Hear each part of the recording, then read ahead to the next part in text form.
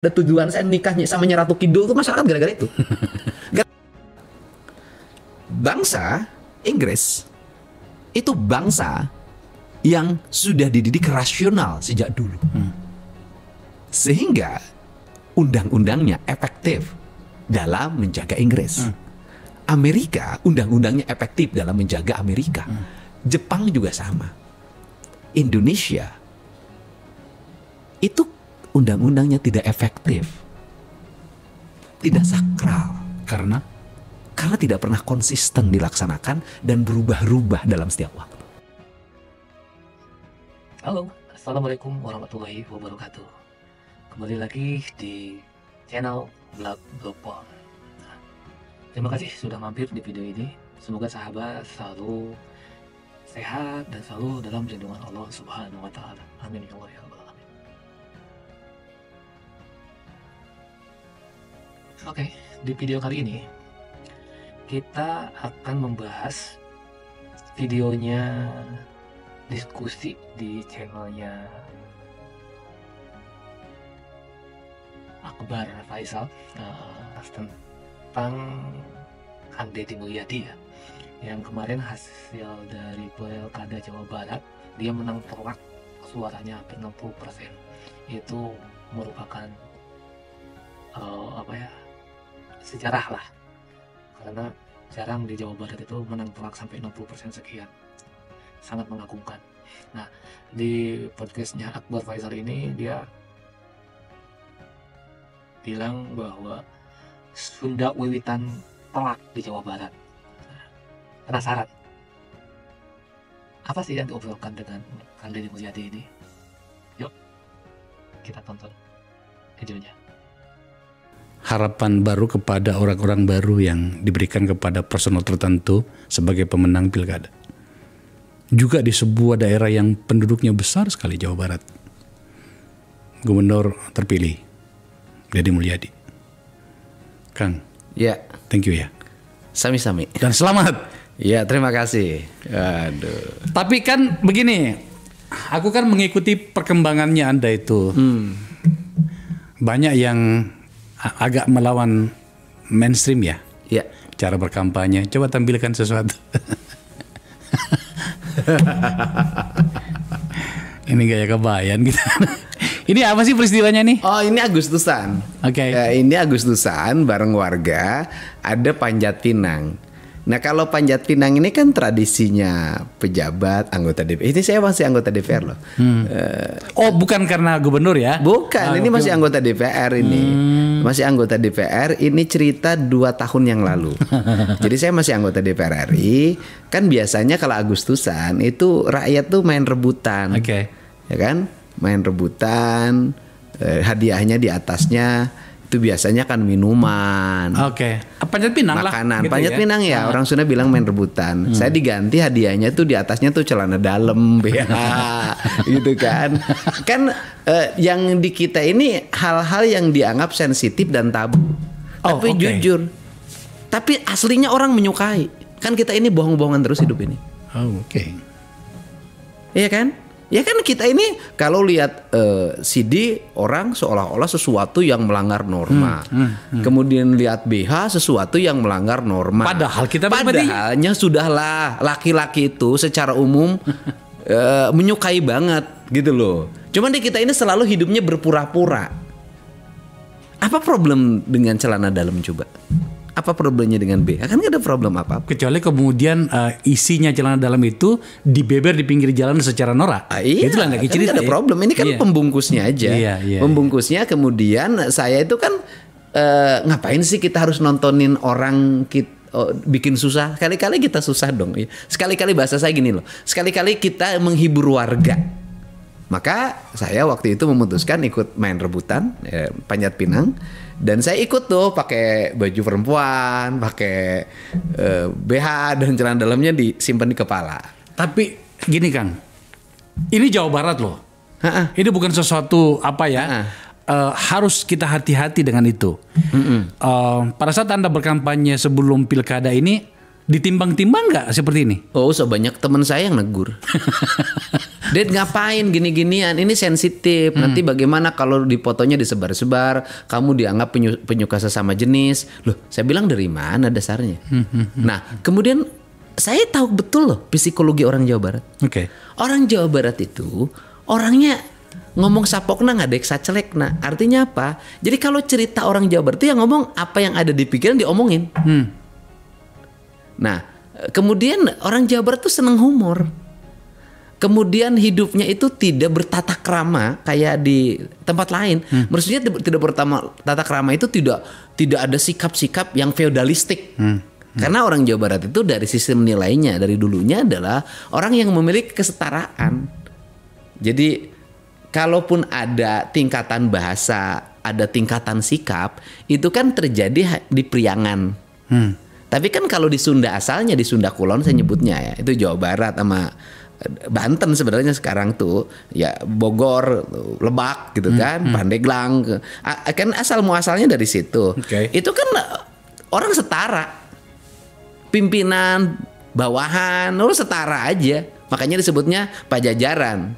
Artinya Pajajaran tuh kerajaan, ada kerajaan-kerajaan kecil yang berjejer kemudian bersatu dalam pakuan Pajajaran. Artinya semuanya setara, seamparan Sajajaran. Sebutnya juga seamparan, kalau duduk kan di tikar itu bareng. Artinya memang secara ideologi kebudayaan itu Setara. kesetaraan itu memang sudah ada. Ya kalau bahasa Bang Akbar itu sosialis. Aslinya orang Jawa Barat itu sosialis, akar ideologinya ya. Dan yang paling unik adalah di akar ideologinya itu tidak ada kepemilikan hak personal loh. Oh ya? Loh, itu kan adanya di kampung adat. Sistem hidupnya kan kampung adat tuh, Kanekes, Cipta Gelar gitu kan, dan Kemusinan Resmi yang saya tahu. Itu kan tidak ada hak personal. Yang ada adalah hak komunal. Jadi apa yang ada di alam ini titipan. Karena titipan maka tugasnya hanya menggarap. Setelah menggarap itu disimpan di lumbung namanya leit. Kemudian digunakan secara bersama-sama. Nanamnya bareng, metiknya bareng, disimpan dan nanti digunakan secara bersama. Dan di situ tuh ada yang menarik loh. Negara ini harus mengadopsi. Itu tidak pamali membeli gabah. Pamali membeli gabah. Itu dilarang, bahasa agamanya haram. Kenapa ya? Bagi mereka itu sakral. Beras itu tidak boleh diperjualbelikan. Itu hak pokok yang harus dilindungi oleh adat. Dalam konteks masyarakat kita sekarang, bagaimana menerjemahkan dalam pikiran konteks ini? masyarakat kita sekarang, negara harus membeli gabah. Kemudian disimpan di gudang Bulog dan digunakan oleh masyarakat. Tidak boleh ada jual beli beras. Beras disediakan oleh negara untuk kepentingan masyarakat. Andai kata pun ada transaksi jual beli, berarti ada standarisasi harga yang ditetapkan. Iya, seperti itulah. Itu yang dimaksud. Sehingga di aspek beras ini harus ada tingkatan beras dong. Orang yang berpenghasilan sebulannya 100 juta, beli berasnya sama dengan tukang beca 15.000 per kilo. Bahkan sampai pada tahapan itu, kesetaraan itu ya. Iya, ya artinya yang terjadi hari ini kan seperti itu. Bayangin loh, tukang beca yang penghasilannya 50.000 sehari, beli berasnya sama dengan orang yang penghasilannya 200 juta per bulan atau 500 juta per bulan. Kan ada ketidakadilan. Harusnya kelasnya beda dong. Iya. Bulog itu memberikan beras bagi mereka yang berpenghasilan sekian karena negara melindungi. Bagi orang-orang kaya tersedia ya silakan aja beli di outlet. Kang, Anda itu sebenarnya membuat saya kagum bersama dengan teman-teman kita. Dengan pikiran-pikiran Anda yang progresif, di mana kemudian alam bawah sadar Anda yang bekerja, itu adalah kebudayaan Anda. Dan Anda disiplin dengan itu. Bukan baru hari-hari ini saja kan gitu ya. Iya. Nah, maksud pertanyaan pada bagian ini seperti ini. Kan latar belakang kehidupan Anda itu kan sangat berwarna ya. Masa mahasiswa bergaul di HMI, pergaulannya dengan orang-orang sosialis seperti saya misalnya, orang-orang yang moderat segala macam. Tapi Anda tetap disiplin dengan pikiran alam bawah sadar orang Sunda yang selalu ingin dekat dengan alam. Iya. Kenapa sampai begitu? Ini yang menarik ya. Saya selama hidup ini, dari mulai saya jadi wakil bupati, sebelumnya anggota DPRD, jadi bupati, saya tidak pernah punya catatan. Saya tidak pernah punya konsep. Sampai dulu orang pakai buku diary ya, zaman dulu. Sekarang kan pakai tab, pakai laptop, ya gitu kan. Saya nggak pernah membuat itu. Apapun yang saya lakukan, itu ada dalam alam bawah sadar saya aja. Saya menjalankan titah. Selama jadi anggota DPR, itu kan orang pakai tenaga ahli tuh kanan kiri semuanya. Ngomong mereka dari tenaga ahli. Kalau saya sih enggak. Kadang saya nggak tahu judulnya apa, hari ini duduk ya ikut duduk aja, ikut ngomong aja. Saya nggak tahu judulnya apa.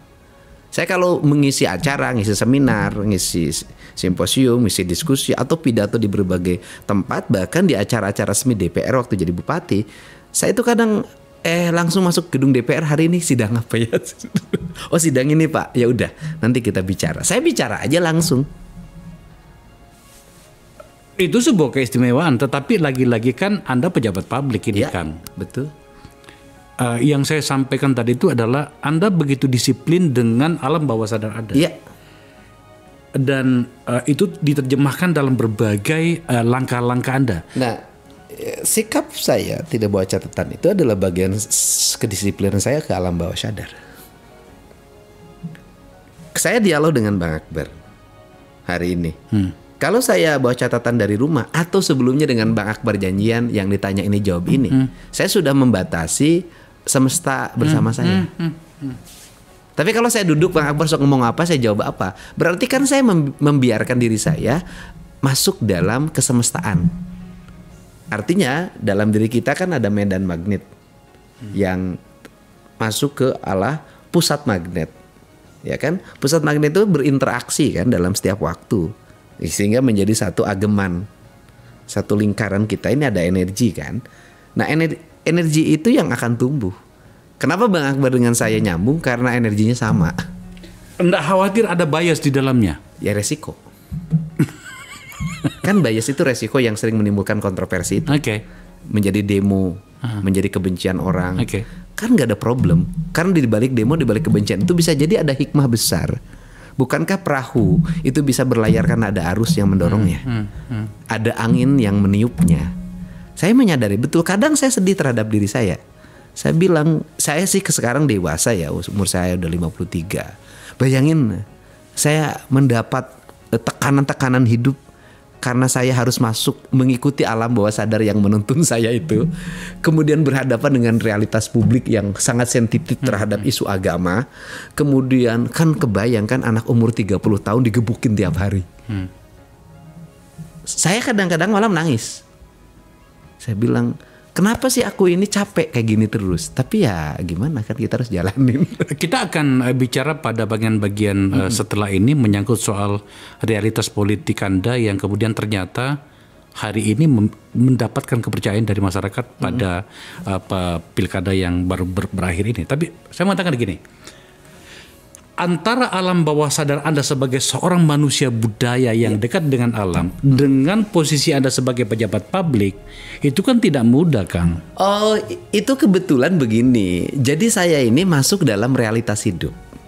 Kan mungkin kalau teman-teman yang di kebudayaan atau teman-teman yang di adat, kan dia hanya hidup di kalangan adat saja. Si alam bawah sadar yang diri dengan kesemestaannya itu kan hanya pada lingkaran adat kelompoknya. Nah kebetulan saya ini secara sistematika akademis mengikuti seluruh tahapan kemanusiaan, rasional. Artinya saya bersekolah, ya, S1, S2, S3 kan. Kemudian saya berorganisasi, HMI, mengikuti dan berbagai organisasi lainnya. Saya berpartai gitu kan, dari mulai dulu Partai Golkar, hari ini Partai Gerindra. Saya berhubungan dengan orang dari mulai tingkatan pejabat RT sampai presiden. Artinya bahwa dalam satu sisi saya mengikuti alam bawah sadar saya, tetapi dalam sisi lain juga saya taat pada sistematika yang ditetapkan, yang itu menjadi hukum publik. Itu tidak mudah loh. Iya, saya harus bisa menjalani itu. Waktu awal-awal kan orang banyak yang menolak, nah, tetapi lama-lama kan orang menerima. Nah, itu yang bisa saya lakukan. Artinya gini loh, Saya kagum sama Cak Nur ya. Cak Nur itu kan mengikuti pikiran alam bawah sadar dia yang sangat luar biasa. Maksudnya Cak Nurholis Majid. Ya, Nurholis Majid. Oke. Alam bawah sadar dia. Tetapi Cak Nur itu kan ketika ingin mengikuti konvensi calon presiden kan tidak bisa. Kenapa? Karena Cak Nur tidak punya kemampuan eksekusi praktis. Nah, saya ditakdirkan oleh Allah itu ya mohon maaf ya, saya punya kemampuan berpikir walaupun terbatas. Saya bisa menulis walaupun terbatas. Saya bisa ngomong di mana orang tertarik omongan saya, dan saya juga bisa bekerja teknis seperti tukang tembok. Pada kasus beberapa orang ini, tiba-tiba kok saya jadi tertarik banget dengan pembicaraan ini, karena tampaknya inilah sebenarnya model komunikasi antara masyarakat Indonesia yang menempatkan diri sebagai manusia budaya di hadapan realitas bernama perkembangan masyarakat civil society. Pada bagian tertentu tidak mudah Anda menempatkan diri sebagai manusia seperti hari ini seorang Deddy Mulyadi yang kita kenal, yang saya kenal, manusia adat, kemudian tinggal sebagai manusia modern. Iya, di mana kemudian di situ benturannya agak keras. Saya pengen tahu bagaimana kemudian ternyata pada wilayah-wilayah publik itu Anda berhasil, katakanlah memimpin Purwakarta ya. Itu yang kita pengen tahu. Bagaimana Anda menempatkan diri dengan latar belakang atau alam bawah sadar saya sebagai manusia budaya di hadapan masa depan? Oh iya, nah itu diperlukan staf. Bayangin lo gini, Anda bayangin, saya ini nggak main-main waktu jadi bupati, nyusun anggaran, itu menggunakan alam bawah sadar. Dan kemudian si yang di samping sini saya, dia kan sekolah akuntan. Ya. Yang di sekolah akuntan itu dia nggak mau memasukkan angka-angka yang itu bersifat imajinatif dalam APBD loh. Ya. Nah, itulah diperlukan staf yang punya keyakinan dan kesetiaan pada pemimpinnya. Staf-staf yang di lingkaran saya itu mulai terdidik punya keyakinan terhadap diri saya bahwa saya bisa mampu melakukan pekerjaan-pekerjaan yang orang menganggap itu tidak mungkin. Saya gini loh, ada strategi misalnya Jun APBD yang waktu itu orang aneh. Gini, berapa pendapatan kita? Tanya kan, 1 triliun Pak. Oh kita bikin 1,4. Lo kan gitu. Lah, saya bilang ini mungkin. Ini mungkin kita jalankan. Kita jalankan kemudian dengan perhitungan-perhitungan yang cermat loh saya. Pertama begini, karena saya logikanya sederhana. Kalau Anda, kenapa saya dibikin 1,4? Karena saya tahu betul pengalaman. Kalau nyusun APBD misalnya, kata Badan Pendapatan Daerahnya mengatakan pendapatan daerahnya 1 triliun. Kalau saya simpen juga 1 triliun, maka tidak punya makna. Kenapa tidak punya makna? Karena yang belanja 1 triliun itu nanti akan overprestasi dia. Sehingga pendapatan tercapai target 100%. Kemudian belanjanya tercapai 100%. Kan seperti itu. Bahkan belanjanya yang tidak pernah tercapai. Kan di kita Indonesia itu begitu, pendapatannya tercapai, belanjanya nggak pernah tercapai. Betul. Nah, ketika bikin saya 1,4, maka si kepala badannya itu mulai jadi berpikir, oh berarti saya tidak berprestasi dong Pak. Ya saya bilang tidak berprestasi. Kenapa? Karena saya bikin prestasinya lebih tinggi lagi. Terus yang kedua, bahwa dibikin lebih tinggi lagi untuk apa? Agar belanjanya ini tercapai. Agar belanjanya tercapai. Nah, saya ada logika sederhana misalnya gini. Saya misalnya belanja infrastruktur 400 miliar. Umumnya orang belanja 400 miliar itu hanya toh di 400 miliar dan belum tentu dibelanjakan 400 miliar ini akhirnya nyisa duit negara numpuk di bank. Okay. Kalau saya enggak, belanja infrastruktur 400 miliar langsung ditanya berapa sisa tender. Dia bilang Pak rata-rata penawarannya di 7%. Oke, berarti sekarang dipotong yang 400 miliar dikurangi 7%. Oke, yang 7%-nya dimasukin lagi jadi belanja lagi. Jadi belanjanya 400 sekian miliar. Okay. Nah sehingga di tahun itu kita sudah double belanja. Uang yang harusnya loncat ke tahun depan saya belanjakan di tahun itu. Kan itu kebutuhan politiknya terpenuhi. Maka waktu itu sampai ada tujuan saya nikahnya sama Nyi Ratu Kidul tuh masyarakat gara-gara itu. Gara-gara apa? Uangnya kecil, bisa bangun jalan di mana-mana bagus, bisa bangun sekolah di mana-mana dengan toilet di setiap kelas, bisa bangun puskesmas rawat inap, bisa seluruh rakyat berobat hanya pakai KTP dengan kerjasama di 11 rumah sakit sampai di Cipto di Jakarta. Bisa bangun bangunan di mana-mana, bisa bikin gaji RT. Waktu itu saya bisa sampai 600 ribu. Dan itu kabupatennya kecil banget dibanding tetangga yang kaya-kaya. Sehingga orang tuh berpikir bahwa kok ini duitnya banyak banget gitu loh. Karena duitnya banyak banget, karena ada kelompok sentimen ya atas nama agama, akhirnya lahirlah tuduhan. Itu Pemda Purwakarta kaya banget karena Deddy Mulyadinya kawin sama Nyi Ratu Kidul. Saya menyimpan pertanyaan ini sebenarnya pada bagian akhir. Anda sudah terpilih jadi gubernur, mendapat kepercayaan. Saya akan tanya Anda akan melakukan apa nantinya. Kita sekarang ngomong soal proses pilkadanya kemarin. Anda sebenarnya itu, saya yakin Anda sadar bahwa sesuatu terjadi pergeseran pada masyarakat Jawa Barat, pada pilihannya. Selama ini kandidat itu sangat-sangat menjaga diri untuk tidak berbicara hal-hal yang berbau tentang yang sensitif itu. Dalam bahasa kita para politisi yang tidak mau mengambil sikap itu kiri atau kanan. Iya. Kira-kira gitu kan. Iya. Dalam bahasa sederhananya tidak mau mencoba-coba untuk mengutak-atik ya hal-hal yang berhubungan dengan ideologi keagamaan. Ya tidak mau kotor lah. Tidak. Anda melabrak itu. Iya, yang pertama kan kita ingin juga mendidik publik untuk sadar pada dirinya. Kita ini siapa sih? Kita ini makhluk apa? Nah, Jawa Barat ini kan lama kehilangan jati dirinya. Abang orang Palembang tuh jelas Pak jati dirinya. Sumatera Selatan pasti punya kebanggaan sama Sriwijaya Pak. Orang Makassar tuh jelas Pak. Orang Sumatera Barat tuh jelas Pak. Orang Jawa Tengah tuh jelas. Orang Jawa Timur ceritanya Mojopahit. Jelas Pak. Orang Jawa Barat, di mana letak kejelasan ideologi dirinya? Dari mana dia berasal? Siapa silsilah karuhunnya? Karuhun itu kan saya ngomong tentang karuhun itu yang itu di Jawa Barat tuh sesuatu yang tabu dia omongin, ya kan karuhun itu leluhur. Kan saya ngajarin sebenarnya. Lah kita ngomong tentang nasionalisme.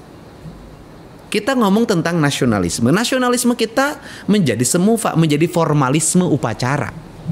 Formalisme upacara. Iya, yang disebut dengan seorang nasionalis itu formalisme upacara. Mengikuti upacara-upacara, kemudian menggunakan pakaian-pakaian yang dianggap nasionalis. Yang paling lucu pakaian nasionalis itu pakai jas, pakai dasi. Kan upacara kita selalu ditandai itu dari dulu. Nasionalis tuh. Padahal jas dasi kan bukan bajunya nasionalis kita. Nah, bagi saya nasionalisme itu adalah keterikatan kita pada leluhur kita. Kalau orang terikat sama leluhurnya, maka dia akan terikat pada tanahnya, pada airnya, pada udaranya, dan pada cahaya matahari. Wow.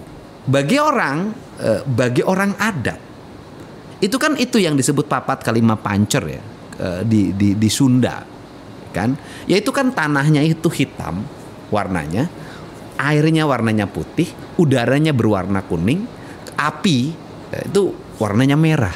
Yang orang Bali punya ajaran Tihite Karana, orang Sunda punya ajaran papat kalimat tunggal. Itu kan, sedangkan undang-undang dasar kita menegaskan tentang manusia Indonesia seutuhnya. Nah, kalau manusia Indonesia seutuhnya berarti dia harus utuh, punya keterikatan batiniah, punya keterikatan lahiriah dengan seluruh alam di mana dia berasal dan di mana dia hari ini berpijak. Nah, keterikatan itu akan melahirkan ikatan moral. Makanya saya katakan di Sunda sebenarnya kalau kita kembali pada ajaran Sunda itu nggak ada jual beli tanah sebenarnya. Kan nggak boleh, nggak ada jual beli tanah. Masa negara diperjualbelikan gitu loh? Itu perspektif kebudayaan loh. Dan itu menjadi hukum yang mengikat pada dirinya, pada keterikatan pada alamnya. Nah, sehingga kalau ngomong, ini kita masuk lagi pada wilayah-wilayah ketuhanan. Nah, pertanyaannya adalah ketika kita menjadi makhluk spiritual, makhluk beragama, ya kan? Kita kan langsung mengklaim diri kita beriman pada Allah. Ketika beriman pada Allah, maka kita berpasrah, berserah diri pada Allah. Pertanyaan yang berikutnya adalah ketika berserah diri pada Allah itu, kita harus mengikuti hukum Allah. Hukum Allah mana yang mengikat diri kita dalam setiap waktu. Dan tidak perlu tafsir, tidak perlu pemahaman, tidak perlu ada diskusi, tidak perlu ada riwayat. Adalah hukum Allah yang sudah pasti tidak ada pemahaman dan terasa langsung oleh diri kita adalah hukum kausalitas, hukum sebab akibat, hukum alam. Sudah pasti.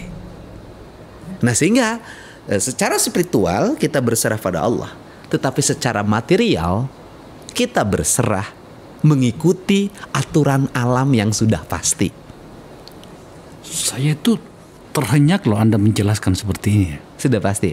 Saya berikan contoh. Saya berserah diri pada Allah menggunakan mikrofon ini. Yang punya aturan tentang mikrofon ini siapa? Berarti kan perusahaan mikrofonnya dong. Punya standarisasinya. Ada SOP-nya. Ya. Maka ketika kita berserah pada Allah menggunakan mikrofon ini, maka secara SOP saya mentaati aturan yang diterapkan oleh yang punya mikrofon. Saya kemarin mengikuti pemilihan kepala daerah. Saya mengikuti pemilihan kepala daerah, saya berserah diri pada Allah, berpasrah. Itu secara spiritual, secara ruhania. Secara material kan saya harus ikut debat, harus ikut kampanye. Yeah. Berarti yang ditaati, yang dikatakuti oleh saya siapa? KPU sama Bawaslu. Apakah saya takut sama KPU dan Bawaslu taat, kemudian saya menjadi musyrik? Kan materialnya harus ikut. Ketika kita naik pesawat, kita berserah pada Allah. Kan kita harus ikut dong aturan di pesawat. Nah, ketika kita tinggal di bumi ini, di alam ini, kita taat pada Allah. Jadi kita harus mengikuti hukumnya siapa? Ya hukumnya alam. Karena Allah sudah memberikan tugas kepada alam dengan hukumnya. Wow. Saya mendekatkan situasinya dengan karakter forum ini. Kang, lagi-lagi saya katakan saya kagum dengan penjelasan ini. Dilanjutin dulu sama saya. Nah, saya nanya juga ke Bang Faisal. Bang Akbar kan pernah memperlihatkan pada diri saya. Bang Akbar ini setiap hari berusaha. Di sini, dimanapun. Berusaha ya, ada rezeki ya, cari rezeki. Tapi kebahagiaan Bang Akbar itu kan ketika di kaki gunung Bogor.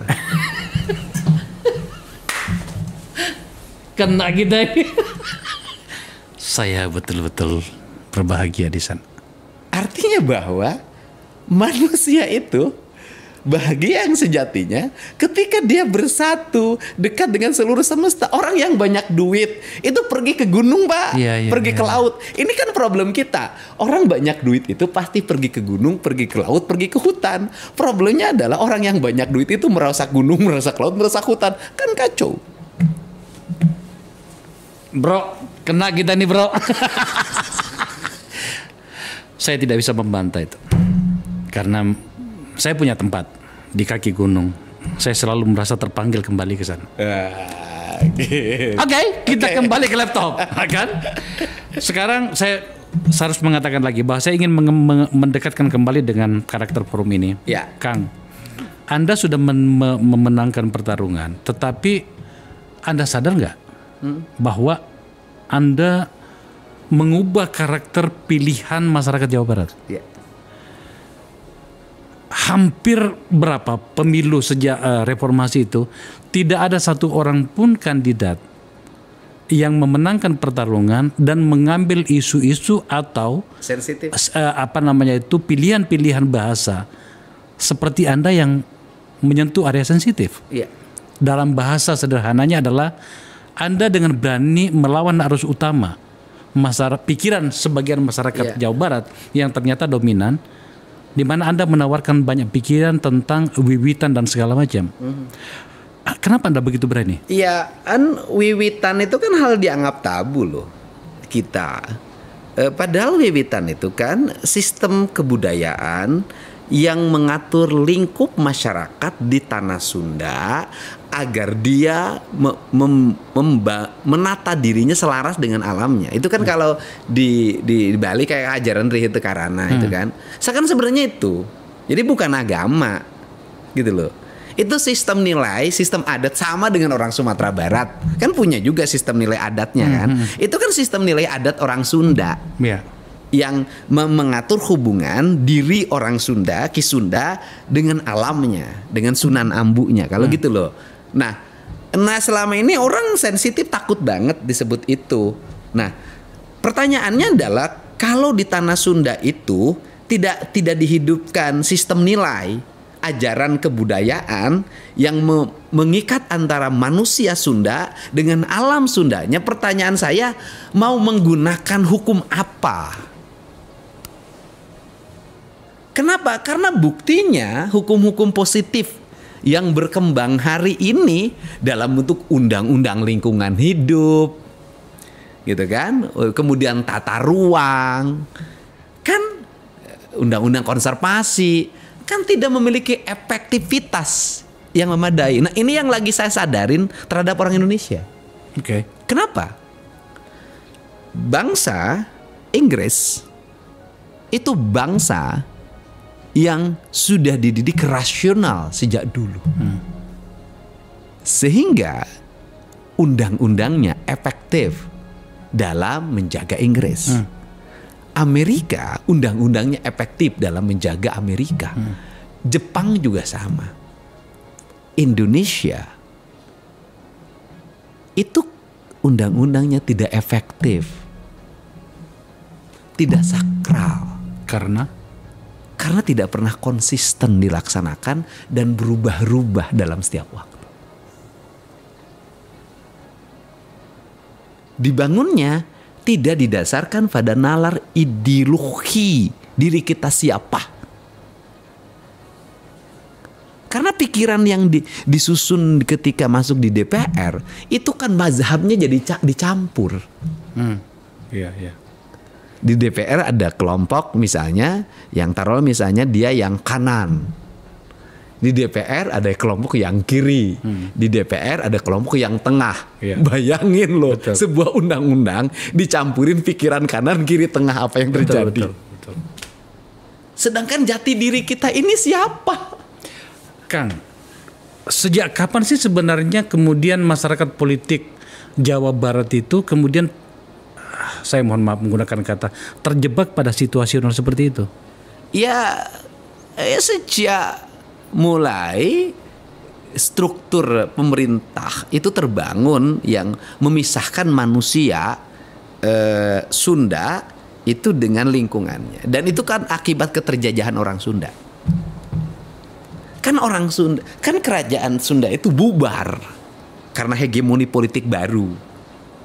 Ketika bubar terhadap hegemoni politik baru,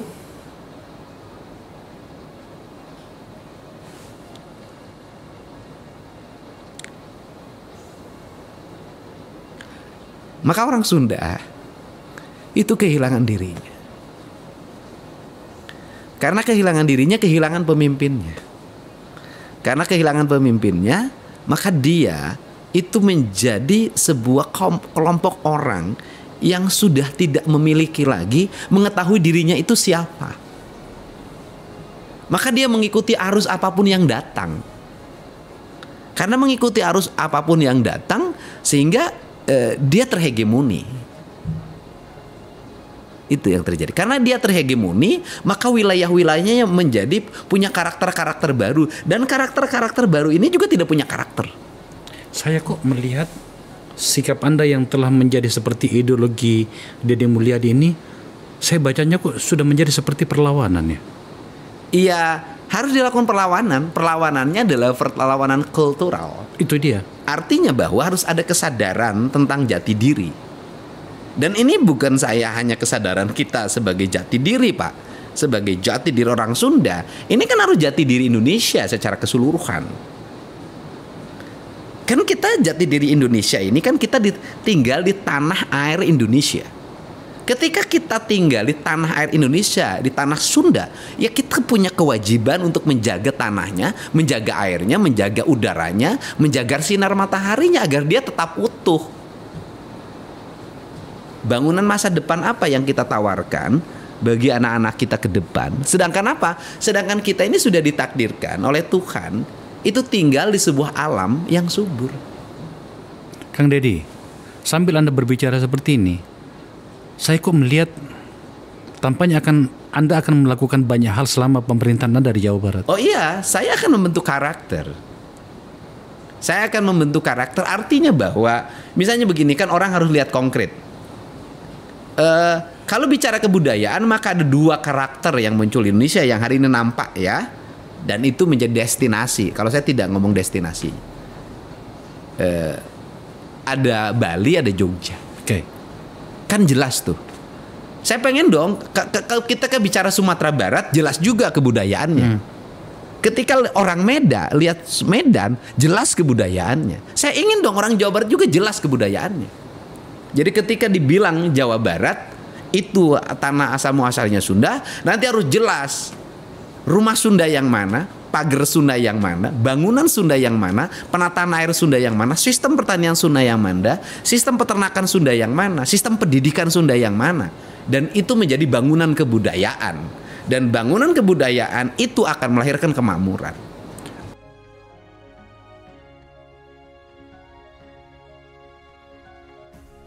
Nah, itu sahabat. Jadi sebenarnya Sunda Wiwitan itu merupakan adat dan kebudayaan. Dari isi dialog ini tuh saya sangat cocok, sangat berapresiasi sama Kang Deddy Mulyadi. Bahkan saya takjub dengan cara berpikir beliau dalam dunia budaya, dunia politik, dan untuk kemajuan Indonesia. Jadi dengan dia nanti menjadi gubernur Jawa Barat, dia ingin membangun karakter Sunda yang mana. Karena emang selama ini Sunda seakan-akan nggak punya karakter, hilang karakter Sundanya. Kang Deddy bilang dia pengen masyarakat Jawa Barat itu memiliki karakter seperti orang Sumatera Barat karakternya gimana, Sumatera Utara karakternya gimana, Bali gimana punya karakternya, Jogja gimana, sedangkan Sunda seakan-akan karakter itu tergerus. Ya. Salut. Takjub saya dengarnya aja, sangat-sangat mengapresiasi banget. Bahkan ilmu karuhun atau ilmu leluhur itu ya benar. Kita Sunda Wiwitan itu bukan agama, tapi adat dan budaya. Kita yang punya aturan siapa? Allah. Tapi Allah udah ngasih aturan pada alam. Ya udah, kita harus ngikutin kemauan atau aturan yang ada di alam. Masuk logika.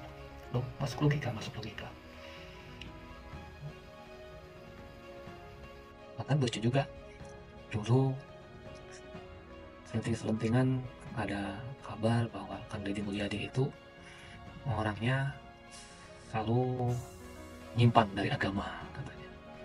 Nah, disebut musyrik lah, bahkan sampai mau dianggap nikah sama Nyi Roro Kidul lah. Tapi ya dari obrolan ini masuk logika. Kita pasrah kepada Allah, tapi kita harus pasrah dan ikutin apa yang ada aturan di dunia. Contoh, kita naik pesawat dan kita pasrah naik pesawat itu kepada Allah, tapi kita harus ikuti aturan yang punya pesawat. Masuk logika. Nah, kebanyakan kan kalau di dalam kehidupan bermasyarakat kita itu sedikit-sedikit agama, sedikit-sedikit salah, benar, sedikit-sedikit surga, neraka. Nah, seharusnya tuh ada yang bisa menerangkan seadem gini gitu. Selogika ini, agama itu berlogika, walaupun ada harus keyakinan ya harus berlogika. Jangan sampai pernah dulu ada obrolan dengan seseorang, pas begitu dia bilangnya hijrah, tapi ternyata apa yang disampaikannya itu seakan-akan menakutkan. Terus saya bilang, hati-hati dengan cara ngomong kamu gitu, menyampaikan kebenaran, tapi orang mualaf bisa kafir lagi kalau kamu menyampaikan kebenarannya cara kayak gitu. Jadi kita harus menyesuaikan, harus bisa merasakan hati seseorang gitu. Jangan karena ngerasa paling benar tentang agama, ini, tapi memaksakan bahwa agama ya harus gini, dan semuanya jelek, semuanya salah. Nah itu yang ini. Dan ini ada yang unik juga tadi. Orang Sunda itu hilang karakteristiknya. Dan kenapa hilang karakteristiknya? Karena undang-undang atau peraturan yang ada di Indonesia itu tidak efektif seperti undang-undang yang di Inggris, di Eropa, di Amerika. Dia sangat efektif. Begitu bikin undang-undang dari sekian ratus tahun, dia jalankan, dia ini sampai sekarang pun dia terus dipegang teguh. Nah kalau di Indonesia katanya emang undang-undang kita nggak sakral, dikit-dikit berubah, dan itu pun belum tentu dijalankan sebenar-benarnya. Setuju. Gimana tanggapan sahabat semua? Tolong dong komentarnya tanggapan ini. Yuk kita diskusi. Oke, jangan lupa untuk like, share, dan subscribe supaya sahabat semua tidak ketinggalan video-video terbaru lainnya. Terima kasih. Assalamualaikum warahmatullahi wabarakatuh.